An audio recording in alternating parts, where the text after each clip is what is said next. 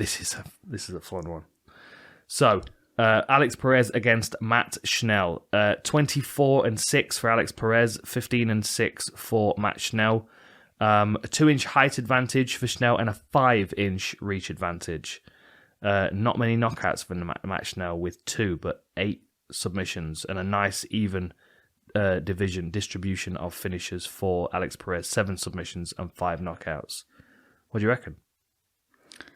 Well, for Alex, he has great wrestling. Obviously, he started off as a wrestler, and he does have very good chokes. But his kryptonite seems to be guillotines. Mm-hmm.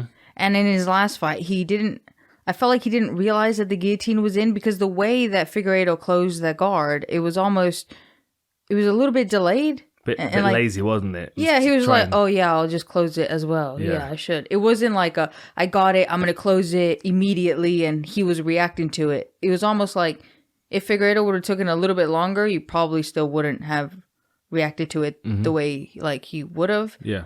It was almost like he didn't feel like he was in danger because he felt like he could escape if he wanted to. Yeah, and then it kind of became too late. So, and then you have Matt Schnell, who has really good submissions from his back, which are 8 submissions, 2 triangles, 3 arm bars, 2 guillotines, and an inverted triangle. So that I feel like can be his danger, but only his danger if he's not fully focused. Mm-hmm.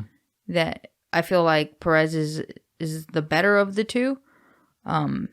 He has a high striking rate, active UFC flyweight. Well, that was... Does he really, Perez? Yeah, that was when he fought Figueiredo last, but... Okay.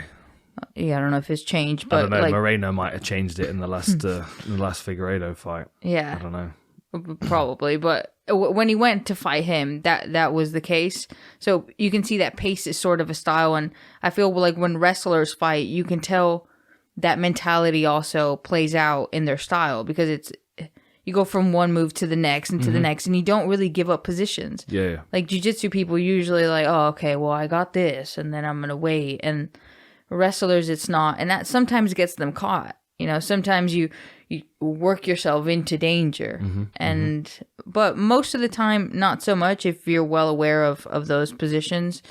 But yeah, he does attack the necks really well. Yeah, and I feel like Matt Schnell leaves gaps with his strike. Like, he'll do a combo, but forget about his opponent sometimes. And there are big gaps where their opponent usually counters. Yeah. Like Pantoja. Yeah. When Pantoja knocked him out. Yeah. That was crazy. That was like back and forth rocking of each other. I think this fight is going to be played on Alex Perez trying to get the takedown and Matt Schnell trying to catch his neck.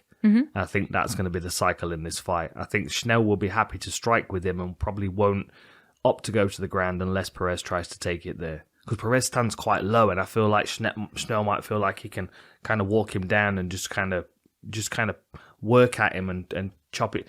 Like, because he's probably not bothered about getting taken down, because he's comfortable off his back and he has got good neck attacks, he might be able to just, keep chopping into his lead leg as well and maybe kind of debilitate him a bit. Alex Perez has got great low kicks as well, though, hasn't he? Yeah, I don't know. This is a really interesting fight, I think. I was always impressed with Matt Schnell after I interviewed him, and he was just a very kind of smart individual, very well thought out. I just don't know whether he's maybe found his ceiling in this division, because like if you think about the people that he's fought, he's got good wins over good fighters, but then when he stepped up to that slightly higher level in this division, he's kind of banged his head and fell back down. Like, do you know what I mean? Yeah. Like he might have just kind of found his limitation. Like Pantoja and Bontorin are right up at the top of the division, but then Tyson Nam, Jordan Espinoza, Louis Smolka, they're good fighters. They're not top tier fighters though. And Matt Schnell might have found himself in this kind of holding pattern where he's like this. He acts as one of the filters for the top of the division. I think Alex Perez is very, very good, and I think he's still got a lot of growth in his game. And I think a loss to Figueiredo is only going to make him better.